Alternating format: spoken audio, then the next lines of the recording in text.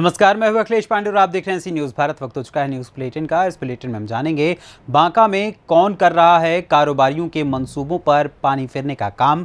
वहीं रायबरेली में भाजपा कार्यकर्ता किससे मिलने क्षेत्र में पहुंचे और साथ ही टीकमगढ़ में गांव वालों ने ऐसा क्या किया जिसकी हर तरफ हो रही प्रशंसा। और भी तमाम खबरों पर आइए विस्तार से करते हैं चर्चा।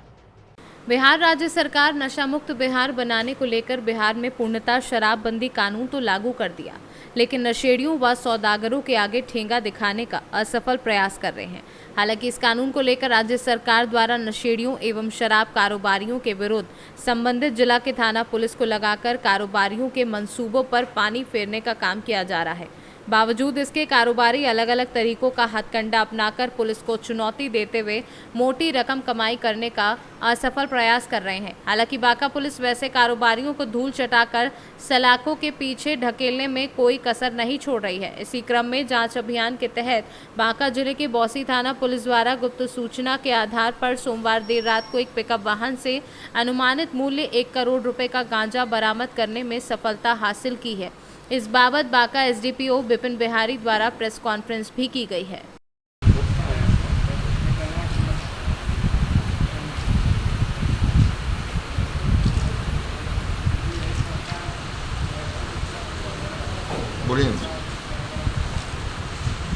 नशाखोरी और मादक पदार्थों के अवैध व्यापार को रोकने की दिशा में बौसी थाना पुलिस के द्वारा एक बड़ी कार्रवाई करते हुए एक गुप्त सूचना के आधार पर बौसी हरबिहा मेन रोड पर एक पिकअप वाहन जिसका नंबर है WB67A 3563 एक पिकअप वाहन जा रहा था। उसको रुकवा करके उसकी जांच जब की गई तो उस पिकअप पर लोड किया हुआ लगभग 301 kg अवैध गांजा उस पर जिसका तस्करी किया जा रहा था उसको जब्त किया गया। उस वाहन के चालक छोटू यादव और उप चालक टुनटुन कुमार दोनों को गिरफ्तारी इसमें की गई है। दोनों से पूछताछ किया जा रहा था। पूछताछ के क्रम में उन्होंने बताया कि रानीगंज बंगाल से जो है इस गाड़ी को लेकर के और इस पर 301 किलो अवैध गांजा लेकर के बाहर इसको बेचने के लिए जा रहा है। आगे की पूछताछ चल रही है। उसके आधार पर हमको और इसमें संलिप्तता हो सकती है जिससे गिरफ्तारी आगे की जाएगी। प्राइमा फेसी क्या पता चलता है कहाँ जा रहा था, किसका है? पूछताछ करने के क्रम में इन्होंने बताया कि बंगाल से ये लोग जो है गांजे की तस्करी करते हैं और वहाँ से गांजा जो बिहार के जो उत्तरी बिहार का जो सीमावर्ती जिला है पूर्णिया किशनगंज खगड़िया वहाँ पर जाकर के ये लोग थोक में उसे सेल करते हैं। इस व्यापार में कौन कौन लोग शामिल है आगे पूछताछ के बाद जो है हम लोग उसकी गिरफ्तारी करेंगे। कितने रुपया का कम से कम? इसका बाजार मूल्य लगभग 1 करोड़ के आसपास।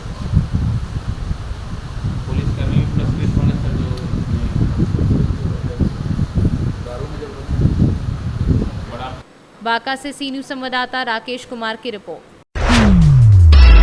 खबर यूपी के जनपद रायबरेली से है। यहां पर मंत्री वीरेंद्र तिवारी और भाजपा कार्यकर्ता केंद्र सरकार के 9 वर्ष पूरे होने पर उनकी नीतियों को बताने के लिए जनता के बीच में पहुंच रहे हैं, जिसे उन्होंने महाजन संपर्क अभियान का नाम दिया है। इसी क्रम में आज शहर के सत्यनगर, मधुबन और निराला नगर क्षेत्र में जिले के प्रभारी मंत्री वीरेंद्र तिवारी अपने कार्यकर्ताओं के साथ पहुंचे और उन्होंने सरकार के 9 वर्ष पूरे होने पर आम जनता से मिलकर उनकी नीतियों को गिनाया।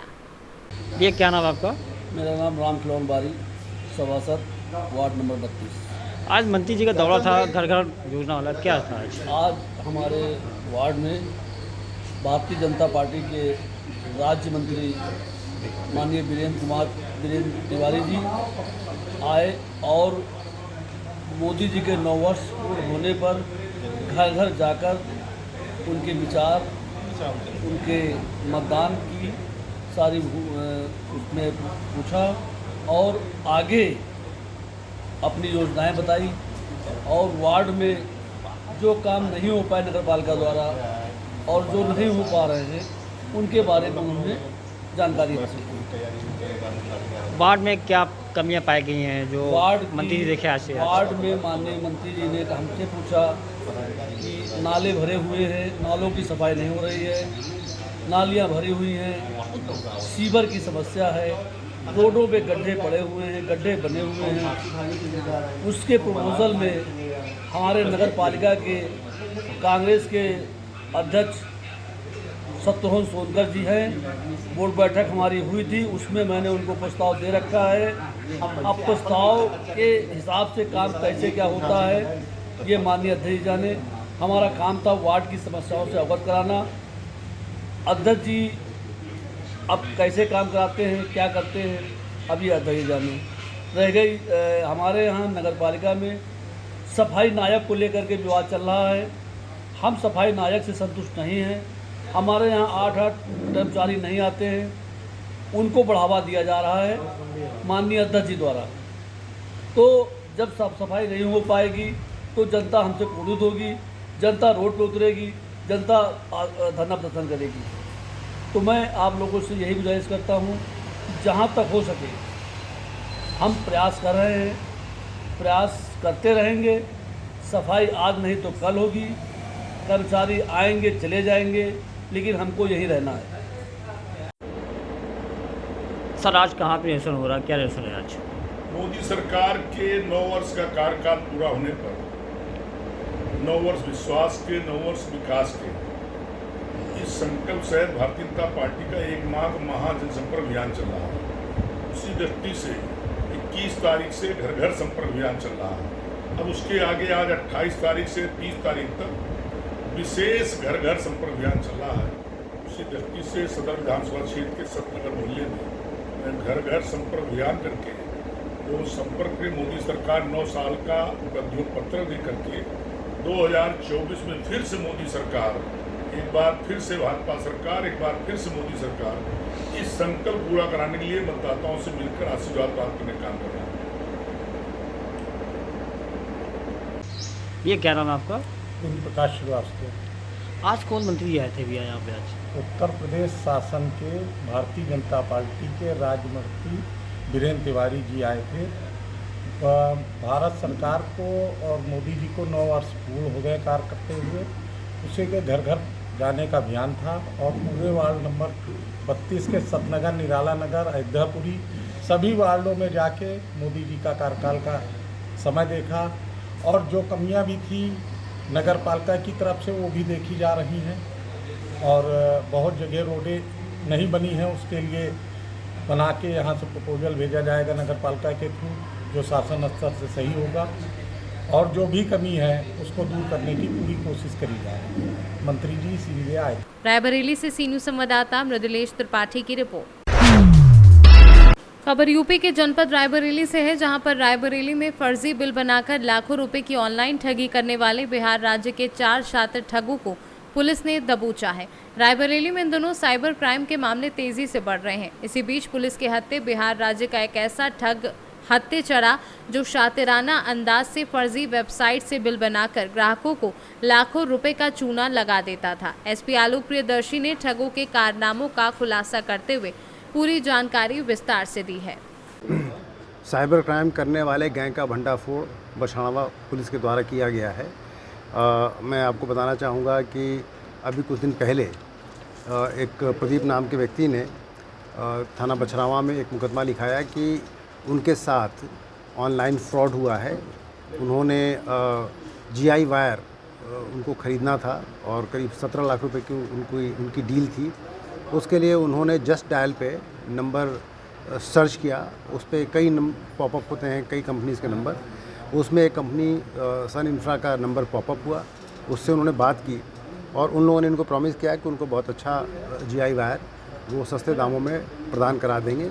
उनकी बातों में आकर के उन्होंने 8 लाख रुपए उनके अकाउंट में एडवांस में जमा कर दिए और बाद में वो वायर नहीं आया और वो वहाँ से कंपनी भी गायब हो गई। जब इस बात पे उनको शक हुआ तो उन्होंने थाने को सूचना दी। थाने में मुकदमा लिख करके थानाध्यक्ष बछरावा और उनकी टीम के द्वारा इसमें जांच पड़ताल की गई और जांच पड़ताल के पश्चात पटना बेस्ड एक गैंग जिसके 4 व्यक्ति पकड़े गए हैं, जिनका सरगना है रवि सिंह और उसके बाकी साथी पकड़े गए हैं, जिनके कब्जे से इस घटना में गए 8 लाख रुपए बरामद किए गए हैं। इसके अलावा इनके द्वारा अन्य कई ऑनलाइन फ्रॉड किया गया है, जिसमें एक मुकदमा साइबर थाना हैदराबाद में लिखा गया है। वहाँ के वादी से भी बात करके उनके केस का भी 1.25 लाख रुपया, कुल 9,25,000 रुपये की बरामदगी की गई है। 4 एंड्रॉयड फ़ोन्स बरामद किए गए हैं और इनसे पूछताछ में जो बातें प्रकाश में आई हैं वो कुछ इस प्रकार की हैं कि इनके द्वारा कई कंपनीज़, फर्जी कंपनीज़ के नंबर्स इन्होंने रजिस्टर करा रखे थे। फ्री लिस्टिंग बोलते हैं उसको। जस्ट डायल पे फ्री लिस्टिंग में उन्होंने कई कंपनीज़ के नंबर वहाँ पे डाल रखे थे। आप किसी भी कस्टमर को कोई भी सामान चाहिए, लोहे की कील से लेकर के GI वायर या अन्य भी इस तरह का काफ़ी सामान, जब भी कोई उसमें वो अपनी रिक्वायरमेंट के लिए जस्ट डायल का नंबर डायल करके वो पता करेगा तो उसमें इनके नंबर्स पॉप होते थे। और जब पॉप होते थे इनके नंबर तो वो इनसे बात करके कई बार फ़र्जी बिल बना के भेजना या फ़र्जी ट्रांसपोर्टेशन बिल बना के भी भेजना, किसी भी तरीके से कस्टमर को कन्विंस करके उसके पास से एडवांस के तौर पे कुछ पैसा ले लेना और फिर वहाँ से गायब हो जाना, ये इनकी बेसिक मॉडस ऑपरेंडी थी। इनका आपराधिक इतिहास सर? इनका आपराधिक इतिहास पता किया जा रहा है और अब तक अभी इनके ऊपर कुल 2 मुकदमे खोले गए हैं। 2 मुकदमे में इनका नाम आया है। एक हैदराबाद का मुकदमा है, वहाँ के वादी से भी बात हो चुकी है, और एक अपने यहाँ का मुकदमा है। इनके द्वारा तकरीबन 250 लोगों को, जो अभी तक इनके रिकॉर्ड से पता चला है, 250 कंपनीज़ और 250 कस्टमर्स को फ़ोन करके उनसे वार्ता की गई है। उन सब रायबरेली से सी न्यूज़ संवाददाता मृदुलेश त्रिपाठी की रिपोर्ट। खबर यूपी के रायबरेली से है, जहां पर आधुनिक रेल कोच डिब्बा कारखाना में प्रधानमंत्री नरेंद्र मोदी के dream project Vande Bharat train के डिब्बों का उत्पादन होगा। आधुनिक रेल डिब्बा कारखाना लालगंज में वंदे भारत के डिब्बों पर काम शुरू हो गया है। वंदे भारत डिब्बों का प्रोटोटाइप तैयार हो गया है और इस साल के अंत में उत्पादन शुरू हो जाएगा। माना जा रहा है कि 2024 में मार्च तक एक रैक तैयार हो जाएगी। आधुनिक रेल डिब्बा कारखाना के CPRO RN तिवारी का कहना है कि सिमहेंस के साथ टेक्निकल सहयोग से डिजाइनिंग का काम चल रहा है। इंफ्रास्ट्रक्चर का काम पूरा हो चुका है और इलेक्ट्रिकल फिक्सचर के साथ ही मार्च 24 तक पहली रैक डिलीवर हो जाएगी। CPRO का कहना है कि वंदे भारत ट्रेन PM मोदी व रेल मंत्री का ड्रीम प्रोजेक्ट है, जिसके उत्पादन की प्रक्रिया से MCF लालगंज खुद को गौरवान्वित महसूस कर रहा है। RN Tiwari, CPRO MCF। Vande Bharat को लेकर के क्या तैयारी चल रही है रेल कोच फैक्ट्री में, और ये कब तक इसकी पहली रैक निकल जाएगी? हम लोग लगातार इसमें इंफ्रास्ट्रक्चर से रिलेटेड वर्क जो है उस पर काम कर रहे हैं और सीमेंस के साथ हमारा टेक्निकल कोलैबोरेशन हुआ है और उनके साथ ही हम लोग मिल कर के इसको कर रहे हैं। तो उससे डिज़ाइन से रिलेटेड वर्क चल रहा है। सेल के इंफ्रास्ट्रक्चर या उसके फिक्चर वगैरह वो हम लोगों ने काफ़ी कुछ बना लिया है। एक प्रोटोटाइप सेल भी मोटर कार वो भी हम लोगों ने कंप्लीट कर लिया है। हम लोग प्रयास कर रहे हैं कि नेक्स्ट ईयर के शुरू में इसको पहला रैक निकालने की कोशिश करेंगे। रायबरेली से सी न्यूज़ संवाददाता मृदुलेश त्रिपाठी की रिपोर्ट।